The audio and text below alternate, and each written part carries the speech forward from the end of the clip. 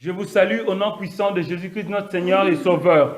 Amen. Le titre de ce message, c'est « Connais ta saison ». Connais ta saison. Bien-aimé, chaque enfant de Dieu, même chaque personne sur terre a une saison.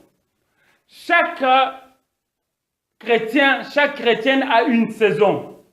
Et je veux vous dire, il n'y a pas 3 saisons. Il n'y a pas 4 saisons. Dans le domaine spirituel, il y a seulement 2 saisons. La saison de l'abondance et la saison de la sécheresse. Il n'y a que 2 saisons.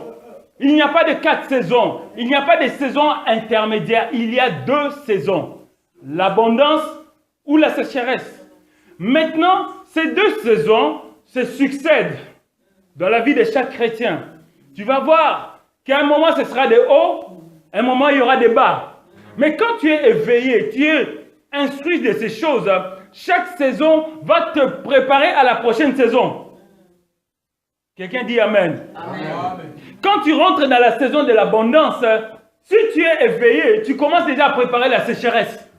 Parce que la vie chrétienne, c'est un cycle de saisons. La vie sur terre, c'est un cycle de saisons. C'est l'abondance et la sécheresse. Ne dis pas que l'abondance sera l'abondance, abondance, abondance. Je vais récolter, récolter. Non, il y a un moment où la récolte se termine et la terre se repose. Et on commence encore à s'aimer. On commence à patienter. Si on avait la provision, on mange de la provision. On attend encore que ça pousse. Et on récolte encore. On attend encore la sécheresse. Et on sème encore. Et ça pousse encore. Et on récolte encore. On attend encore la sécheresse.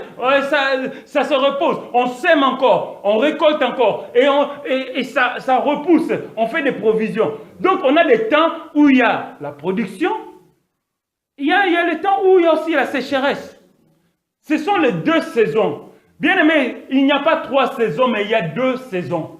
Maintenant, quand tu rentres dans la saison où tu es, il faut que spirituellement tu localises, tu es dans quelle saison.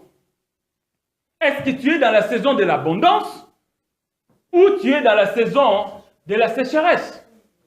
Maintenant, nous allons dire par le Saint-Esprit les signes qui vont t'aider à comprendre dans quelle saison tu te trouves. Et quand tu sauras dans quelle saison tu es, tu vas même commencer à te préparer. Tu sauras que je suis en début de la saison ou je suis à la fin de la saison. Nous allons voir dans ce message, par la grâce de Dieu, comment gérer chaque saison. Bien aimé, aujourd'hui, beaucoup des enfants de Dieu, des chrétiens, perdent la foi parce qu'ils sont dans la sécheresse. Mais ils ne savent pas que la sécheresse est normale. Bien aimé, laisse-moi vous dire que la sécheresse est normale.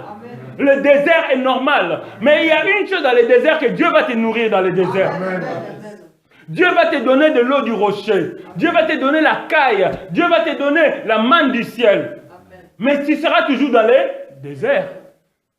Est-ce que quelqu'un comprend? Amen. Quand Dieu va te nourrir dans le désert, est-ce qu'il t'a nourri parce que tu es sorti du désert? Tu es toujours dans les déserts, mais Dieu est en train de te nourrir dans les déserts.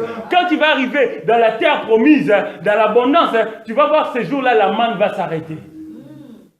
Quand les enfants d'Israël arrivèrent dans la terre promise, où coulait le lait et le miel, ils ont dit que quand ils mangeaient les productions du pays, cette année-là, la manne aussi s'est arrêtée.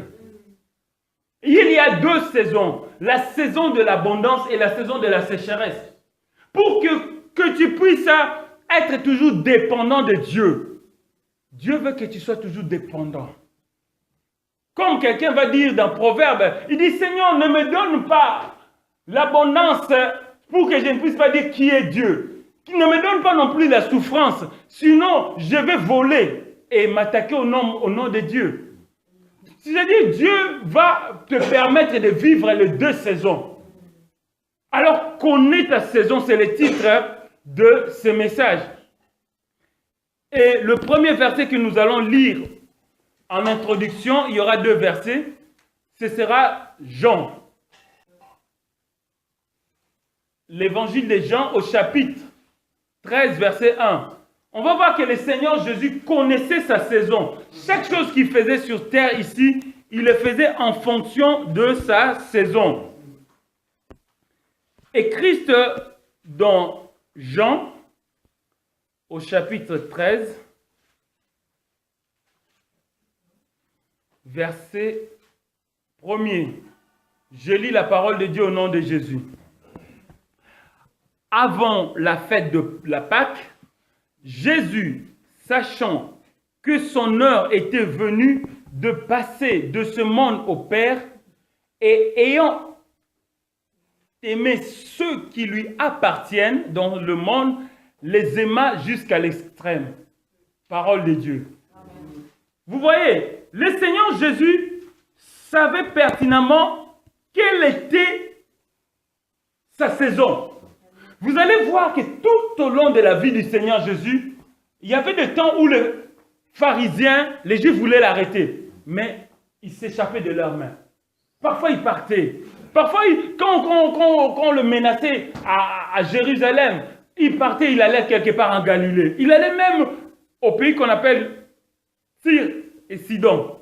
Mais quand son heure est arrivée, il a dit, on va maintenant à Jérusalem.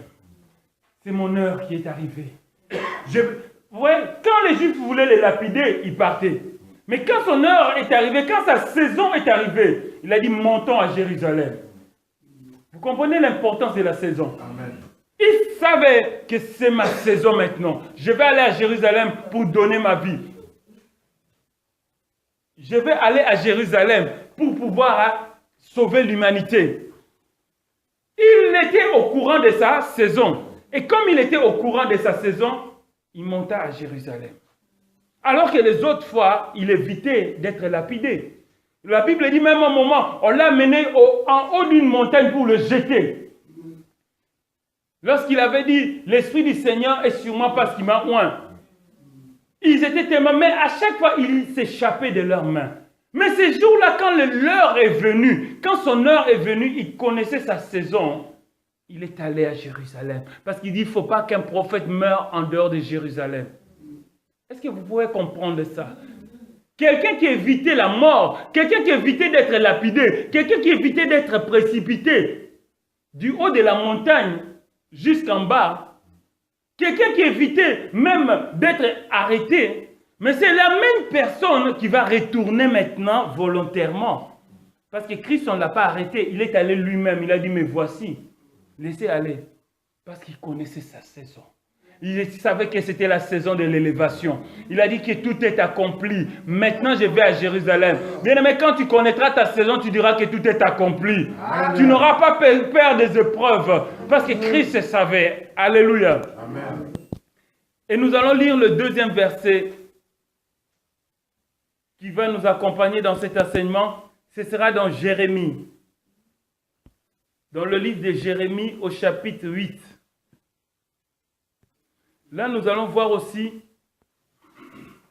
un verset sur les saisons. Les saisons que même les animaux connaissent leur saison. Dans le livre du prophète Jérémie au chapitre 8. Le verset 7. Jérémie chapitre 8, verset 7. Je lis la parole de Dieu au nom de Jésus. Même la cigogne dans le ciel reconnaît l'époque de sa migration. La tourterelle, l'hirondelle et la grue respectent le moment de leur retour.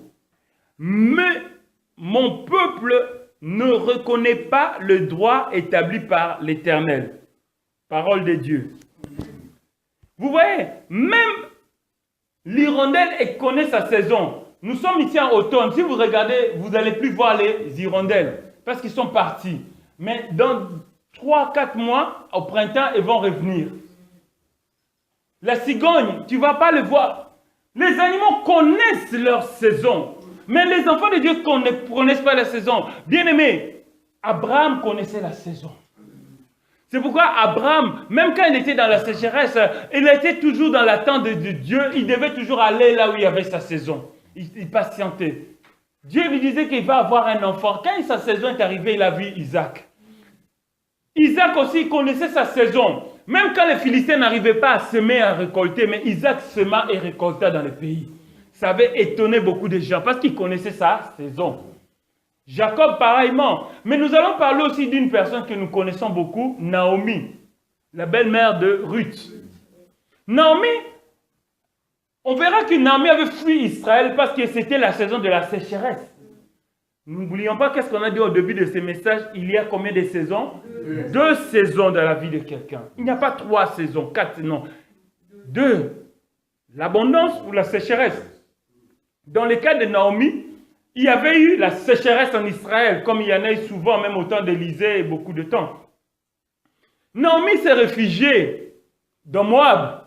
Il y a eu Ruth et Orpa, ses fils se sont mariés. Et quand elle a entendu que Dieu avait visité son peuple et lui avait apporté du pain, Naomi est retournée en Israël avec qui? Avec qui? Sa belle-fille qui s'appelait? La belle-fille de Naomi, comment elle s'appelait? Naomi avait 2 belles-filles.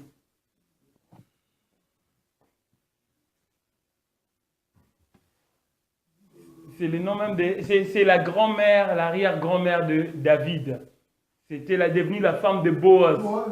Oui, mais sa femme s'appelait comment? Ça commence par la lettre R. Il y avait Ruth. Naomi est retournée en Israël avec Ruth.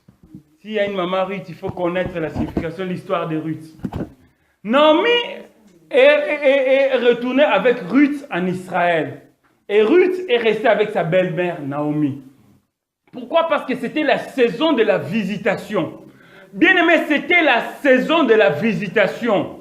Quand elle a entendu, on a compris que Naomi avait saisi quel moment. Elle connaissait la saison dans laquelle était entré le peuple d'Israël.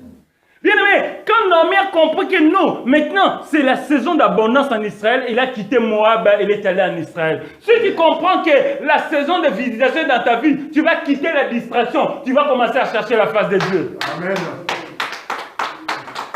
Si tu te rends compte que dans ta vie, tu es en train d'entrer dans le moment de l'abondance, tu vas commencer à préparer tes réserves, tes greniers pour ensemencer, pour amasser ta récolte. Amen. Alléluia. Amen. Tu es dans l'abondance, mais tu es en train de pleurer, mais parce que tu ne connais pas ta saison. Tu es dans la saison de la sécheresse, tu es en train de désespérer, parce que tu ne sais pas qu'il y a une autre saison qui vient après. Naomi était dans la souffrance en Moab, mais quand elle a entendu que c'était la saison de visitation, c'était la saison de procréation, c'était la saison de production, c'était la saison de récolte en Israël, Naomi a quitté le pays des païens, elle est retournée dans la terre promise. Amen. Naomi a quitté le territoire des idolâtres, elle est allée vers là où il y avait les temples de Dieu. Elle est sortie de la souffrance et nous verrons qu'en retournant en Israël, son histoire avait changé. C'est pourquoi aujourd'hui on parle de Naomi. Si Naomi était restée à Moab, elle serait morte certainement et on n'en parlerait pas aujourd'hui. Mais c'est parce qu'elle a compris quelle saison on était. Et quand elle a compris sa saison, elle est rentrée en Israël, elle et sa belle-fille Ruth. Ruth a rencontré qui? Boaz. Boaz et Ruth ont eu un enfant qui s'appelait Isaïe. Et Isaïe a un enfant qui est devenu roi. Et qui s'appelait David. Le roi David, sa grand-mère s'appelait Ruth. La Moabite. Et de David est né quoi? Est né de la descendance de David et il y a le Christ. Donc Ruth est devenue une des arrière-grand-mères du Christ. Quand vous lisez la généalogie du Seigneur Jésus, vous allez voir qu'on a cité même Ruth là, Moabite. Pourquoi? Parce que Naomi avait compris la saison. Si tu connais ta saison, bien-aimé, les gens peuvent se moquer de toi, mais toi tu vois l'arrivée de la nouvelle saison.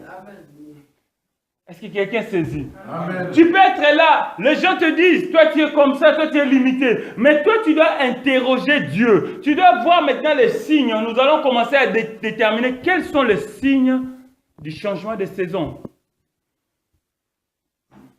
Chaque changement de saison est accompagné de signes. On ne passe pas d'une saison à une autre sans qu'il y ait des signes et des phénomènes. Chaque changement de saison est accompagné de signes et de phénomènes. Quand on passe de l'été à l'automne, les signes c'est quoi? Les feuilles jaunissent. et tombent des arbres. Avant même qu'on nous dise que l'été est terminé, on commence à voir les feuilles commencer à changer de couleur. Les arbres qui étaient verdoyants commencent à devenir couleur flamboyante. Et ça tombe, on commence à ramasser. Et quand on va rentrer dans l'hiver, on va remarquer l'aggravation. Presque tous les arbres auront perdu de feuilles. Il n'y aura que des arbres sans feuilles, sans feuilles. Et quand on va entrer en été, on va commencer à voir, dès la fin de l'hiver, des bourgeons commencer à sortir. Quelques fleurs. Le pays commence à renaître. Et ainsi, quand on va rentrer en été, on va sentir la production, on va sentir les fruits commencer à se développer. Les oiseaux commençaient à faire leur nid. Ce sont des phénomènes. Alléluia. Amen. Les oiseaux qui ne faisaient pas de petits commencent à nourrir les petits, les oiseaux. On entend ce qu'on est en train d'entrer dans la nouvelle saison. Chaque saison est accompagnée de signes. Maintenant, tu vas savoir que tu changes de saison par rapport à ta capacité de reconnaître les signes de la nouvelle saison. Tu connaîtras le changement de saison par rapport à ta capacité de détecter les signes des phénomènes et les phénomènes du changement de saison.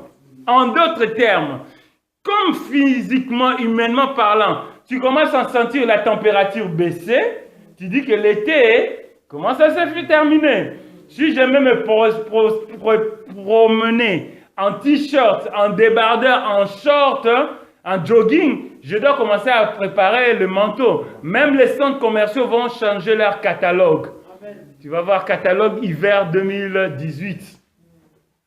Tu vas voir. Pourquoi? Parce que le genre de ce monde, il s'adapte au changement de saison.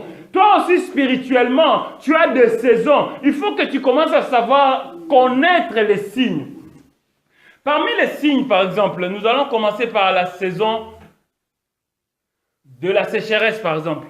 Tu es dans une période de sécheresse. Alléluia. Amen. Les choses ne vont pas. Tu vas ici, non problème. Tu vas là-bas, tu ne trouves pas un travail. Tu vas là-bas, tu as des factures. Tu es là-bas, non, tu n'arrives plus à prier. Tu n'arrives plus à jeûner, tu as la lourdeur. Comment tu vas savoir que tu es dans quelle partie? Il faut déjà voir le premier critère, c'est la durée. La première chose dans une saison que tu dois détecter, c'est la durée. Chaque saison a une durée. Dans certains pays où il y a 2 saisons, c'est 6 mois de saison sèche, 6 mois de saison de pluie. Et dans les pays tempérés, il y a 3 mois. Donc, une saison ne peut pas entrer dans l'autre saison. Est-ce que quelqu'un comprend? L'été ne peut pas dépasser sa date et prendre place à l'hiver. L'hiver ne peut pas entrer jusqu'au printemps et le printemps ne peut pas atteindre jusqu'en automne. Donc, tu dois d'abord décerner la durée de la saison. Or, dans la vie chrétienne, si tu commences à souffrir et tu commences à passer par des épreuves, tu commences à demander, est-ce que Dieu me connaît ou ne me connaît pas? Dieu me voit-il ou ne me voit-il pas? Est-ce que je suis un homme? Mais tu sais que tu vis dans la crainte de Dieu. Tu sais que la Bible dit que je n'ai jamais vu un juste abandonner ni sa prospérité mendier son pain. Mais moi, comment je commence à manquer même le pain? Tu dois maintenant voir la durée de la saison. Si tu vois que ça commence seulement à venir, tu dis, je suis au début, il faut que je persévère. Mais si tu vois que ça dure, sache que ça doit se terminer bientôt. Pourquoi? Parce que la Bible dit, les ténèbres ne régneront pas. Alléluia. Les ténèbres ne régneront pas pour toujours. La souffrance ne régnera pas toujours dans ta vie.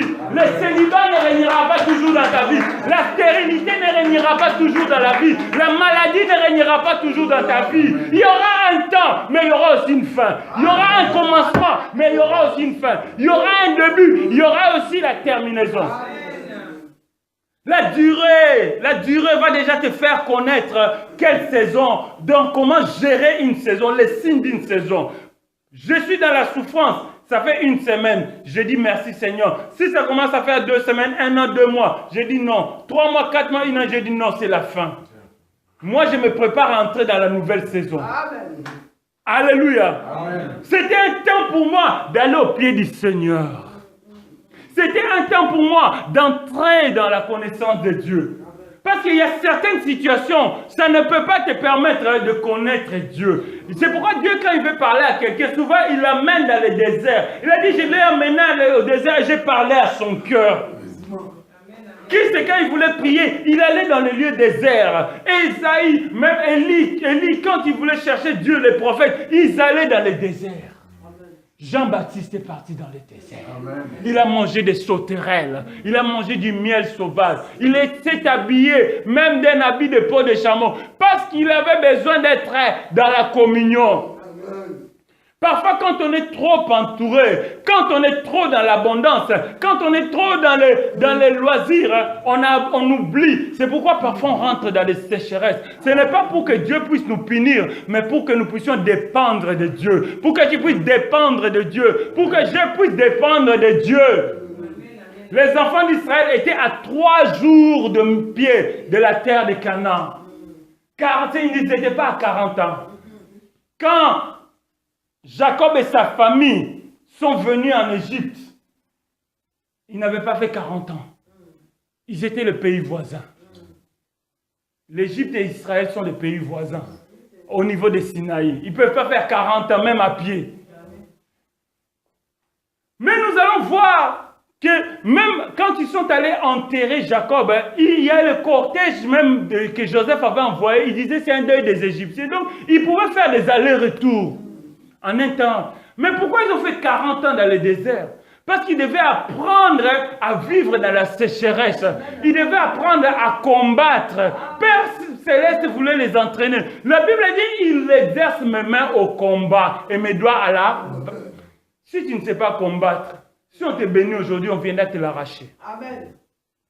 J'ai dit, si Dieu te donne l'abondance, vous voyez, dans les enfants d'Israël, dans leur histoire, il y avait des temps où Dieu les donnait à manger en abondance, mais il y avait les Madianites qui venaient comme des sauterelles et pillés. C'est à l'époque de Gédéon. Et Gédéon était là pour cacher la rue. Vous voyez, dans l'abondance, si tu n'as pas appris à protéger tes bénédictions, tu viendras à l'église, on va prier, on va prophétiser, on va imposer des mains, on va te mettre de l'huile, on va parler sur toi, tu vas récolter. Ouais. On vient encore, on te pille. Comme la Bible nous dit quelque part dans Ésaïe 42, c'est un peuple pillé.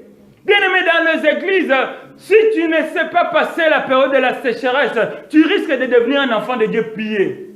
C'est-à-dire tu as la grâce de Dieu, tu as les promesses de Dieu, mais tu n'arrives pas à les vivre. Pourquoi? Dès que ça arrive, on te les arrache. C'est pourquoi Christ disait que la parole qui est tombée sur le chemin, les oiseaux du ciel sont venus et ils ont mangé, ils ont picoré. Après la durée, ce que nous devons voir, c'est aussi les circonstances. Quand tu es dans la saison, tu vois déjà la durée. Quand c'est au début, tu dis, c'est la sécheresse, ça commence.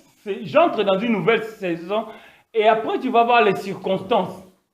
Les circonstances, on va parler de la sécheresse et de l'abondance. La sécheresse et les circonstances, tu vas voir parfois les gens commencent à s'éloigner de toi, sans raison. Tu n'as rien fait.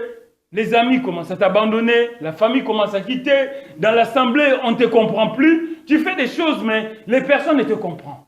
Christ était passé aussi par là, où il a dit, vous fuirez tous, vous me laisserez seul, mais je ne suis pas seul, le Père est avec moi. Comme on a dit, c'était Gethsémane, c'était le moment, c'était une saison, mais Christ était déjà préparé. Quand tu commences à voir ces choses, ne commence pas à murmurer, ne commence pas à te chercher parfois des défauts qui ne sont pas là. Oh non, c'est parce que je suis une pécheresse, parce que je suis un pécheur, parce que je suis trop dur. Bon, je vais être gentil. Tu commences à ouvrir maintenant des portes.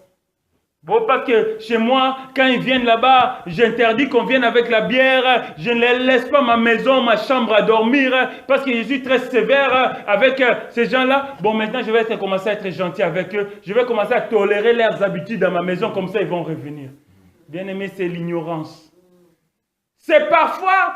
La sécheresse, certaines circonstances font que tu sens qu'il y a des gens qui commencent à sortir de ton environnement. Mais c'est parce que Dieu veut t'envoyer de nouvelles personnes. Amen. Alléluia. Amen. Dieu veut t'envoyer de nouvelles personnes de qualité. Mais Dieu doit faire déjà un vide autour de toi. Pour entrer dans la saison de l'abondance, Dieu va faire un vide. Et comment tu vas reconnaître la saison de l'abondance? Tu vas commencer à rencontrer de nouveaux amis. Tu vas rencontrer de nouvelles opportunités. Tu vas trouver un nouveau travail. Tu vas fonder une nouvelle société. Si l'autre société était tombée en faillite, tu vas créer une société qui va commencer à prospérer. Alléluia. Amen. Il y a des personnes comme Isaac. Il trouvait de l'eau, mais on lui a arraché de l'eau. Il n'arrivait pas à semer. Mais cette année-là, la Bible va dire que dans Genèse, Isaac sema et récolta en abondance. Mais c'était le même Isaac qui n'arrivait pas à récolter. Bien-aimé, parfois tu arrives là, le même examen, le même permis de conduire, le même code, le même demande de maison, rejet, le papier, rejet. Entre en profondeur, commence à connaître, à saisir les temps des circonstances. Tu vas arriver à un moment où on dit, oh, aujourd'hui c'est l'année de la régularisation. Oh, et c'est toi qu'on régularise. Aujourd'hui c'est l'année où on va donner des appartements. Et la commission va passer, c'est ton nom qui va être là. C'est des circonstances. Comment tu peux savoir que tu es en train d'entrer dans la saison de l'abondance? C'est qu'il y a des gens qui vont commencer à te bénir. Bien-aimé, ne regarde pas le montant. Beaucoup de personnes pensent qu'être béni, c'est parce qu'on t'a donné 1000 ou 10 000 ou 5 000 euros. Non. Tu rentres quelque part, on te donne 10 euros. Tu rentres quelque part, on te fait du bien. Tu rentres quelque part, quelqu'un te donne, même sans avoir dépanné. Tu n'as même pas demandé, mais quelqu'un te donne quelque chose. Tu arrives quelque part, non, quelqu'un même que tu ne connais pas, non, et t'ouvre une porte. Tu arrives là-bas, on te dit non, cette faveur, on lui accorde. Tu arrives là, on te fait asseoir à une place de respectable d'honneur. Tu dis, ah, mais moi qui voulais m'asseoir devant, tu vas commencer à voir que les gens vont commencer à te faire beaucoup de bien autour de toi. Amen. Si tu vois des choses comme ça, sache que tu es en train de cheminer dans la saison de l'abondance. Beaucoup de chrétiens ne savent pas ça. Maintenant, c'est dans le moment où le diable va venir. Parce que le diable, il est aussi observateur. La Bible déclare, il rôde comme un lion. Donc quand il va rôder, il va voir que les gens commencent à te faire du bien, il va te souffler quelque chose, il va dire, tu vois, ta souffrance a beaucoup duré. Commence à entrer dans le compromis. Va rentrer dans ces mariages-là, dans ces couples, dans ces relations-là. Va commencer à voler un peu. Va faire un peu de business, tu vas voir. Or, tu ne t'étais pas rendu compte que quelqu'un t'avait offert une voiture. Tu es arrivé quelque part, on t'a offert une chemise. Tu es arrivé quelque part, il y a un travail qui t'a appelé. Mais toi, au lieu de saisir ça, l'ennemi a vu qu'il y a la bénédiction qui arrive. Vous savez, dans le monde spirituel, ils arrivent à voir. Ils arrivent à voir l'étoile de quelqu'un. C'est pourquoi les mages d'Orient avaient vu l'étoile de Christ. Mais Hérode aussi avait vu l'étoile, avait entendu parler d'étoile. Les mages sont venus pour bénir et Hérode est venu pour tuer les enfants. Ce sont des tueurs de destinée. Quand tu vas rentrer dans ta saison, il y en a qui viendront pour te bénir comme les mages d'Orient. Il y en a qui viendront aussi pour te détruire, des Hérodes. Ils vont utiliser la ruse. Hérode va dire. Est-ce que quelqu'un entend cette prédication? Amen. Hérode va dire, dites-moi où est l'enfant, moi aussi je viendrai pour l'adorer. Est-ce qu'il voulait l'adorer? C'est les ruses du diable. Amen. Quitte un peu cette assemblée-là. Tu verras, je vais te faire du bien. Va un peu chez ce féticheur-là, il va t'aider. Va un peu chez ce marabout-là, il va t'aider. Lui n'a pas aidé sa famille, c'est toi qui vas aider. Fais un peu ça, ça va te faire du bien. Fais un peu ça, ça va te donner du plaisir. Mais le salaire du péché, c'est quoi? Ceux qui ont suivi le plaisir ont fini où? Est-ce qu'ils ont eu la vie éternelle? Il va te dire, fais un peu ça, fais un peu ça. Parce que lui, il est comme Hérode. Lui, il sait aussi qu'il y a un enfant dans la bénédiction. Il a dit, moi aussi, je viendrai pour l'adorer, mais dans son cœur, il n'était pas là pour l'adorer. Il va te dire, je vais te faire du bien. Viens dans mon camp, viens dans mon camp, viens dans mon camp. J'aime bien, en entendant la Bible on a dit, vous avez pour père le diable, il a été meurtrier dès le début. Un meurtrier, vous savez c'est qui? En d'autres termes, c'est le synonyme de meurtrier, c'est qui? Assassin, tueur, gloire à Dieu. Un meurtrier, c'est un assassin, c'est un tueur. Le diable est un assassin, un tueur dès le début. C'est pourquoi le monde d'aujourd'hui, les gens ne veulent pas prier. Ils suivent celui qui va les tuer doucement, mais croquer. Parce que lui, c'est sa nature. C'est la nature. Donc, dans cette saison, quand tu rentres dans la saison, tu commences à sentir des circonstances favorables dans ta vie. C'est là que tu dois accélérer la prière, accentuer la prière, réclamer la prière, déclarer dans la prière, saisir dans la prière, arracher de la prière. Quand tu vas arracher, tu vas vivre des productions du pays. Tu vas vivre l'abondance se réaliser. Alléluia. Amen. C'est ce que nous allons dire sur l'abondance. C'est la saison de l'abondance, mon bien-aimé. Sois attentif à la saison. Aujourd'hui, dans l'église, il y a la distraction. La distraction, ce n'est pas seulement dans le cinéma, c'est parfois même dans les miracles. Beaucoup de gens sont distraits même par des miracles. Bien-aimés, laissez-moi vous dire une chose. Ce n'est pas les villes où Christ a fait le plus de miracles qui se sont convertis. Amen. Il a dit, malheur à toi, Capernaum, malheur à toi, Chorazin, malheur à toi, Bethsaïda, parce que si les miracles qui étaient faits par toi ont été faits d'Astyr et Sidon, ils se seraient répandus. Vous comprenez, il a fait des miracles là-bas, mais il n'y a pas eu de conversion, de repentance. Pour te dire qu'aujourd'hui, même les assemblées sont distraites par les miracles. Ils veulent voir des gens... Fire, quelqu'un qui saute là-bas. Mais est-ce que la personne se relève en connaissant la saison? C'était peut-être le signe pour lui dire que, hé, bien-aimé, ton corps qui est devenu le temple des démons, des esprits impurs, doit devenir le temple du Saint-Esprit. C'est ta saison. Commence à lire la parole de Dieu chaque jour. Commence à prier chaque jour. Commence à te débarrasser du vieil homme. Demande la présence du Saint-Esprit dans ta vie. Amen. Mais les gens veulent le spectaculaire. Ils veulent que la personne tombe et crie, mais quand il se relève, la personne ne connaît pas sa saison. Comment c'était? Oh, c'était bien, je suis tombé, oh, je me sens mieux. Mais 2 jours après, 3 jours après, qu'est-ce qui se passe? Et aujourd'hui, il y avait l'onction dans les cultes. Mais demain, est-ce que l'onction, c'était ta saison pour développer l'onction. Vous savez, quand on reçoit l'onction, tu connais la saison. Tu commences à même aller dans les gares prêcher la parole. Tu commences à imposer les mains aux malades, les gens comme ça. Il y a quelqu'un qui va te dire, ah, j'ai un peu mal quelque part. Tu lui dis, même si tu n'es pas encore expérimenté, tu dis, on va prier. Mais tu vas voir la personne qui dit, ah, je me sens mieux. C'est ça, tu rentres dans la saison. Bien aimé, quand tu discernes les 2 saisons de la vie, c'est là notre conclusion avant de passer à une prière. Tu vas toujours savoir qu'il y a 2 saisons. L'abondance et la sécheresse. N'oublie jamais cela. Ne dis pas que je suis spirituel, je suis dans la sanctification, je ne connaîtrai pas la sécheresse. C'est un faux évangile. L'évangile nous montre que Christ, même ses disciples, avaient faim. Un jour, Christ avait faim. Il arriva devant un figuier. Il voulait avoir du fruit. Un jour, Christ avait soif. Il arriva devant la femme samaritaine. Un jour, les disciples marchaient. Ils avaient très faim. Ils ont pris quoi? Des épis de blé. Ils ont froissé. C'était un jour de sabbat. Ils ont commencé à manger le blé. Vous savez, le blé, on fabrique quoi avec le blé? La farine. Qu'est-ce qu'on fait avec la farine? Maintenant, tu imagines quelqu'un qui n'a même pas l'argent pour manger. Ou qui ne mange pas de pain, mais il mange du blé qui n'est même pas devenu farine. Vous imaginez? Il ne mange pas une figue ou une olive, mais il prend le blé pour faire la farine. Il frotte ça avec ses mains.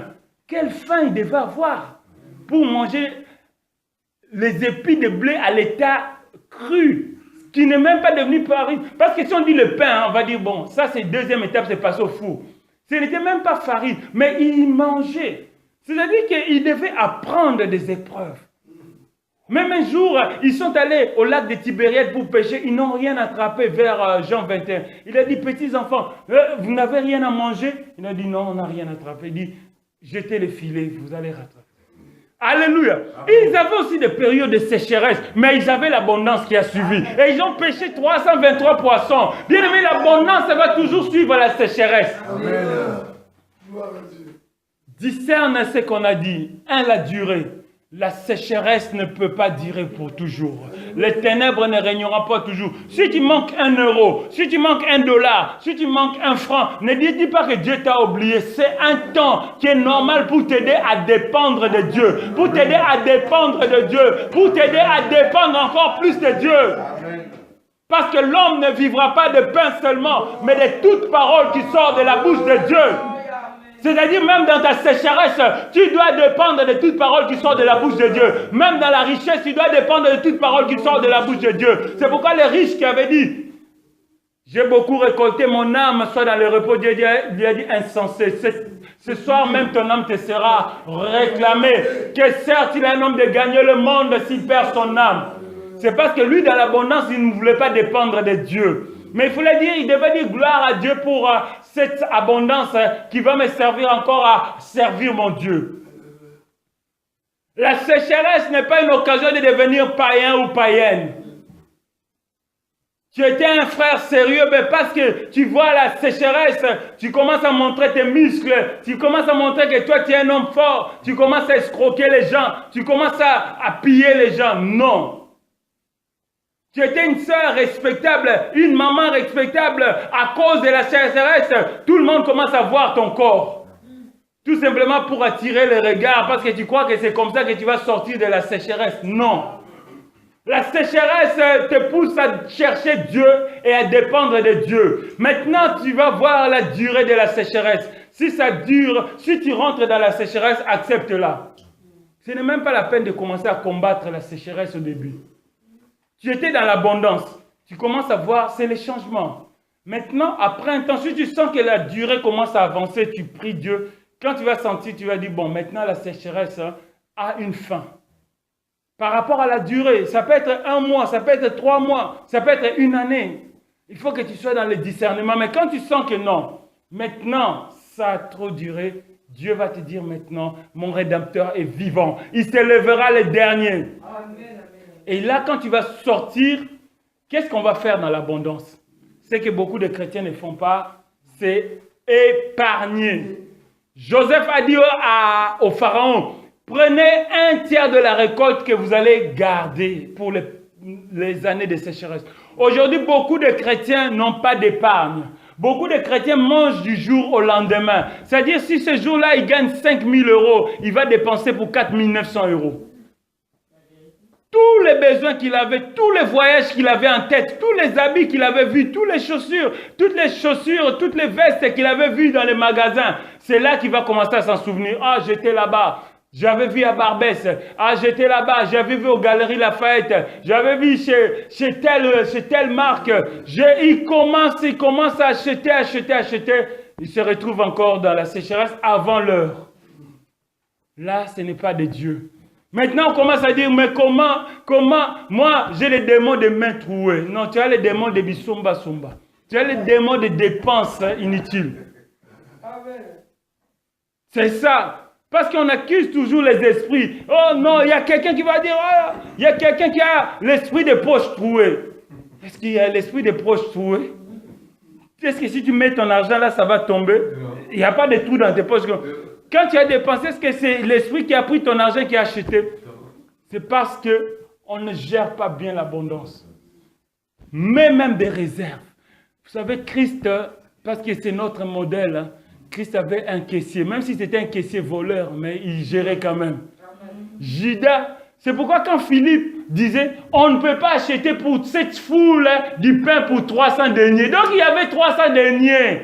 300 deniers, c'est presque le salaire d'une année.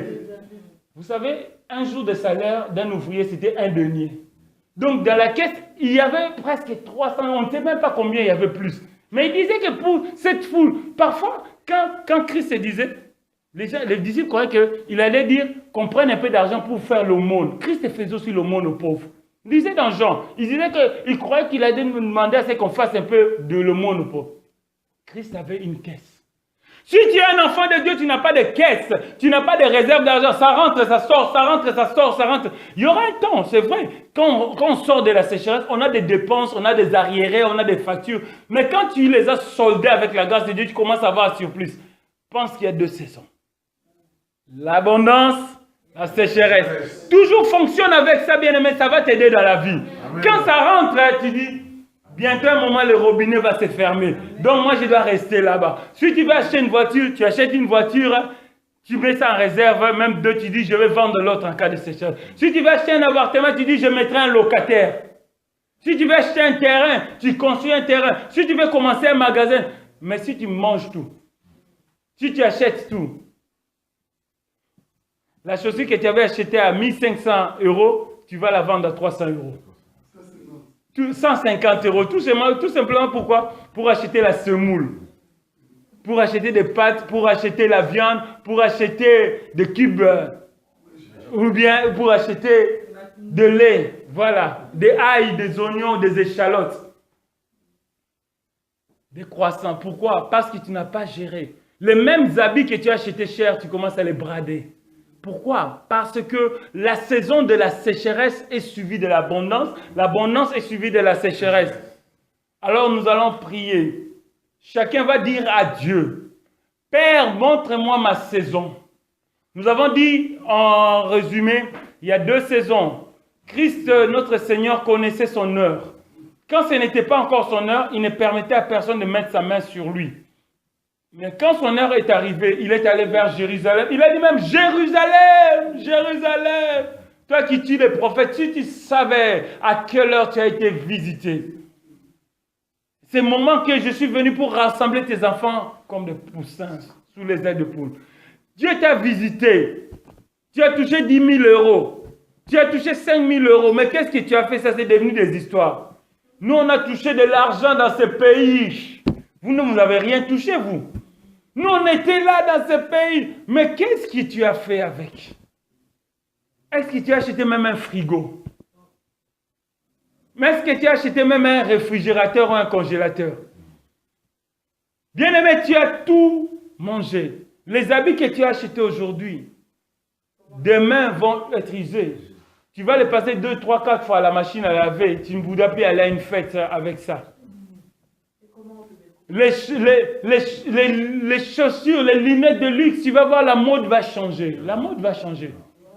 La mode recommence. C'est qu'on mettait il y a des années 70. On va voir même les talons des années 70. Aujourd'hui, c'est revenu. Alors que dans les années 80, on commençait à se moquer. Mais comment les gens des années 70 pouvaient porter des talons comme ça? Aujourd'hui, c'est revenu à la mode.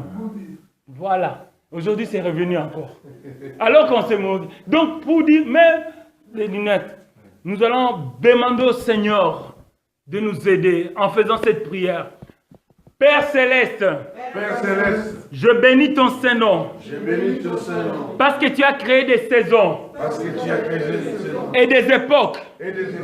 Afin que nous puissions saisir quel moment nous sommes en train de traverser. Quand tu as créé le soleil, la lune, pour fixer des époques et des saisons. Père de gloire, je te remercie pour ta parole que j'ai entendue aujourd'hui. Seigneur Tout-Puissant, par ta miséricorde, révèle-moi ma saison. Je vais rentrer dans ma saison. Si c'est la sécheresse, je vais préparer l'abondance.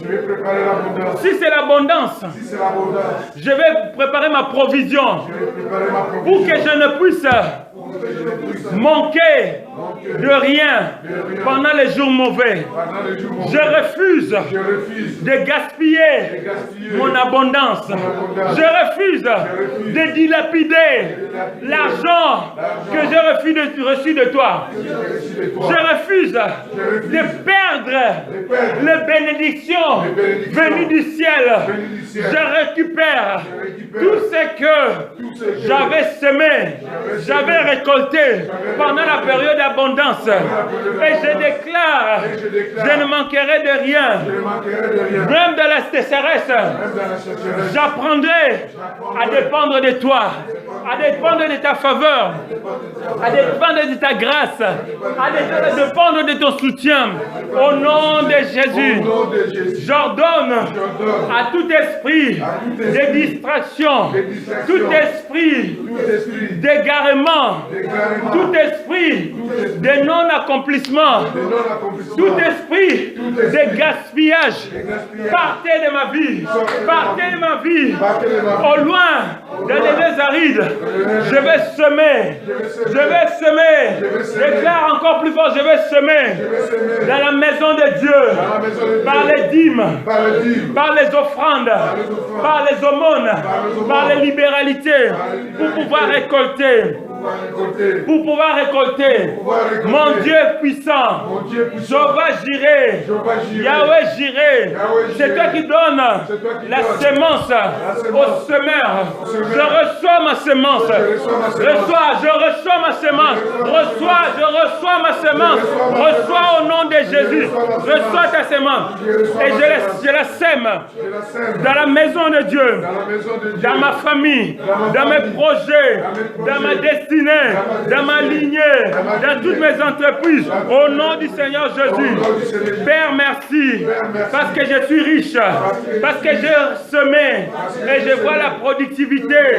Je vois la récolte. Et je vois la provision de la sémence que j'ai reçue sur toi. Au nom de Jésus, je dis Alléluia.